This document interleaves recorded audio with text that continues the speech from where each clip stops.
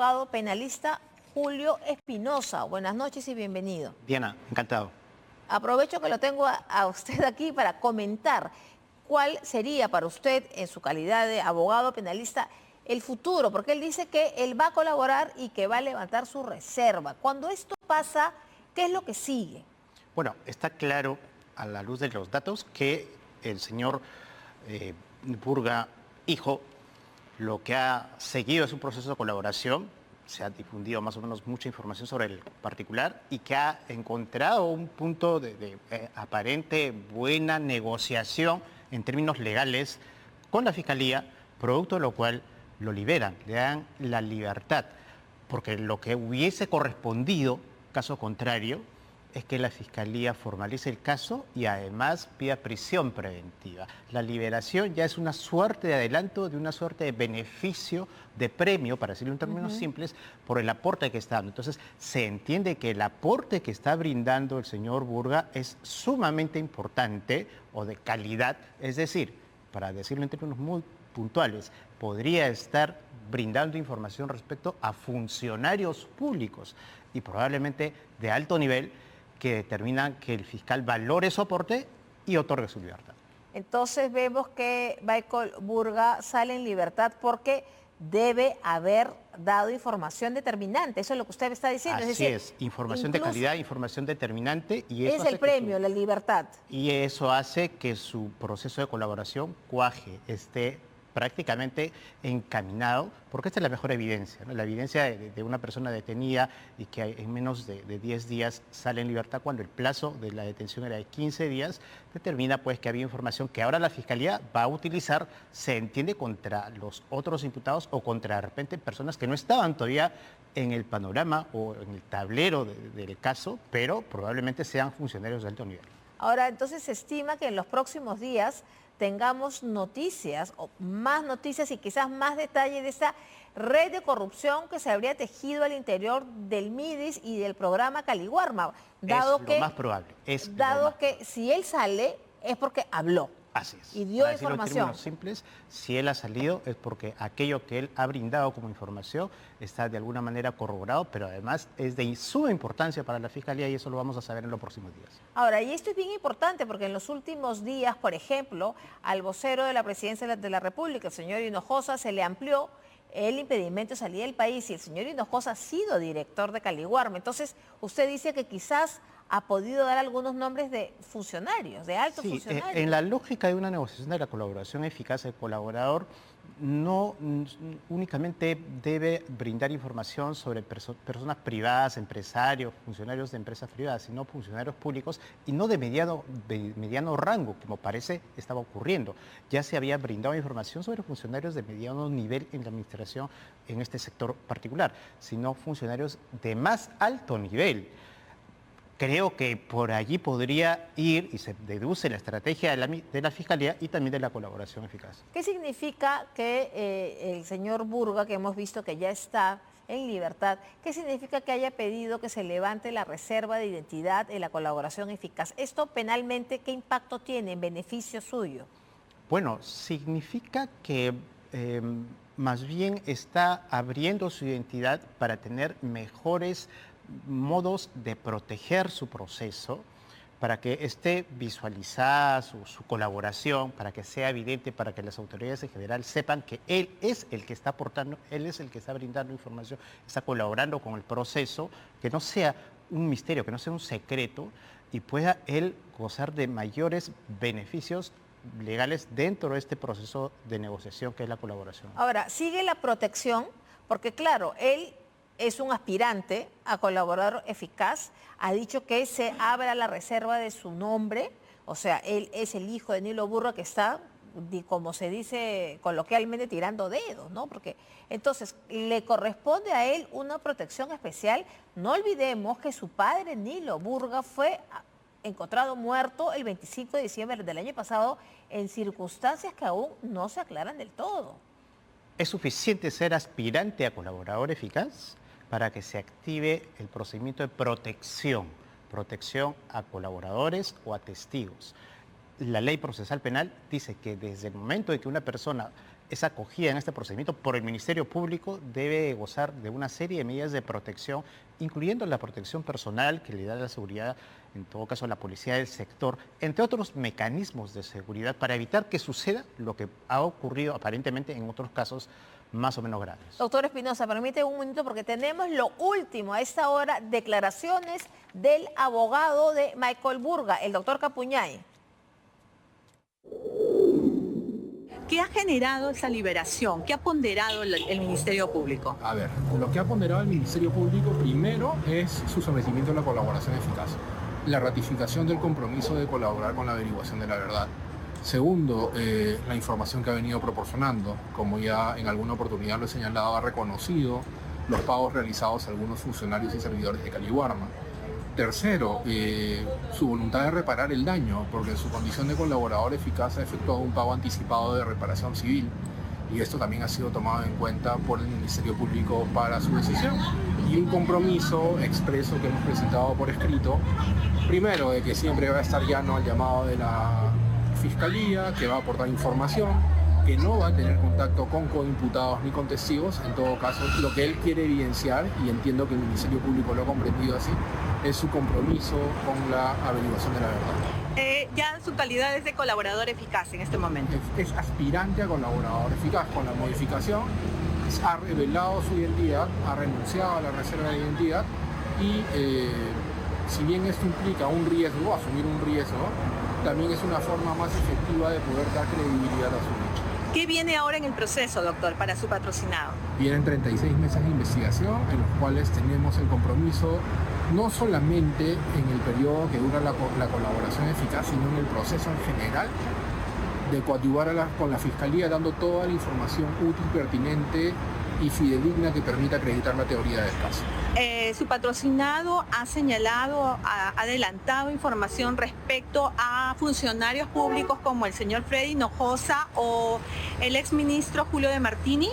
Si bien él ha revelado su identidad, el contenido de sus declaraciones como colaborador eficaz son reservadas y yo infringiría la reserva si es que te adelanto algo en esto.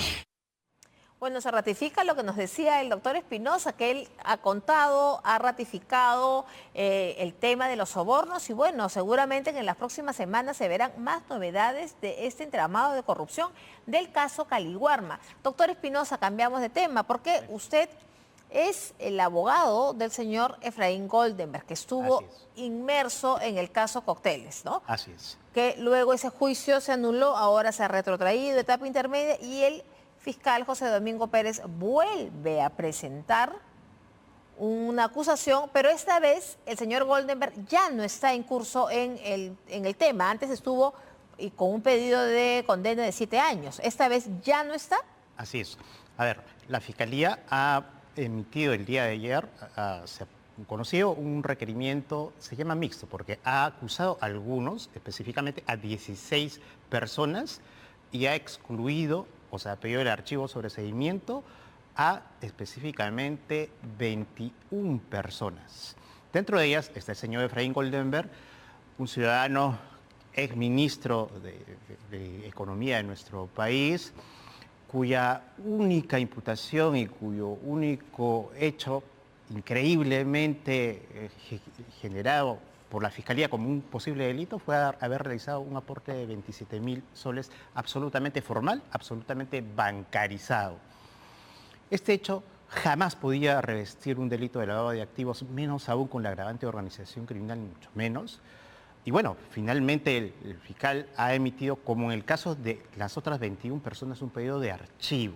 Sin embargo, Diana, no hay nada que resaltar, ni agradecer, ni saludar, sino por el contrario cuestionar, sino por el contrario objetar, llamar la atención, porque significa que en total, al día de hoy, la Fiscalía ha archivado el caso, ha excluido del caso en total, se ha excluido a 27 personas. Las 21 personas de ayer ya excluidas, más los abogados que el año pasado, conjuntamente con el doctor Ores, fueron excluidos. 27 personas excluidas de un total de 41 acusados. Significa que casi el 60% de personas comprendidas en este proceso fueron incluidas de manera arbitraria.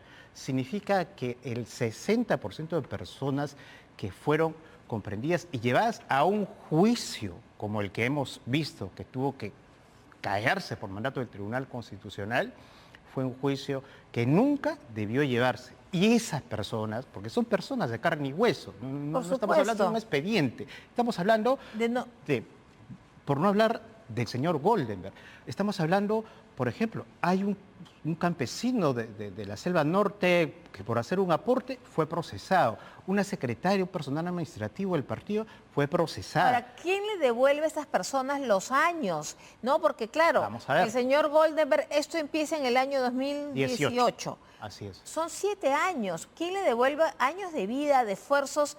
¿Qué edad tiene el señor Goldenberg? Al día de hoy, increíblemente, ha estado concurriendo juicio teniendo 95 años. 95 respecto años. del cual el fiscal estaba pidiendo 7 años de pena privativa de libertad. O sea, es lo más inaudito que ha O existido sea, en la un historia hombre del de Perú. 95 años le piden una condena de 7 años, o sea, a los 102 años iba a terminar su condena. Realmente es insólito. ¿Qué hubiera pasado en otros países? No sé, en Europa, en Estados Unidos? El señor Goldenberg, aquí en el Perú, a sus 95 años, ¿podría demandar a la fiscalía o a los fiscales por presunto daño moral o por No qué? solamente el señor Goldenberg, todas las personas que han sido excluidas de este caso y que, a diferencia del señor Goldenberg, hay casos mucho más graves. Hay personas, en este caso, que han sufrido prisión, que han estado encarceladas cerca de 3, 4, otras 6 meses. Y ahora el fiscal nos dice, bueno, me equivoqué, cometí un error y entonces los excluyo. Y eso merece en otros una... países, Sí. en otros países del primer mundo, así como de esta región, existen normas claras que sancionan el error judicial. Y ¿De el qué error manera? judicial se sanciona a través de un procedimiento para indemnizar, para reparar, por ejemplo, por retenciones arbitrarias a los ciudadanos o las personas que han sido sometidas a procesos injustos. Pero no es solamente un tema económico, porque el señor Goldenberg o cualquier otro ciudadano no va a accionar o no accionaría por verse beneficiada con un tema de carácter monetario, sino básicamente sancionar, cuestionar para que estos hechos no vuelvan a repetirse. Debería el sistema activar los mecanismos necesarios para dictar las medidas correctivas para que esto no vuelva a sucederse y lamentablemente con los años de experiencia que tenemos en este tipo de litigios, podemos decir que esto que ocurre en este caso complejo, lamentablemente sucede en muchos casos en nuestro país. Entonces, no hay nada que impida, es decir, no hay en el Perú una norma que pueda sancionar esto que usted llama como el error judicial, o sea, ¿es impunidad? Sí, existe la ley de indemnización por error judicial y específicamente en su artículo 2 dice, entre otros casos, por detenciones arbitrarias, que sería el caso. Pero el señor Goldenberg fue detenido. No, él jamás fue detenido, pero sí fue de alguna manera sometido a lo que se denomina la pena del banquillo.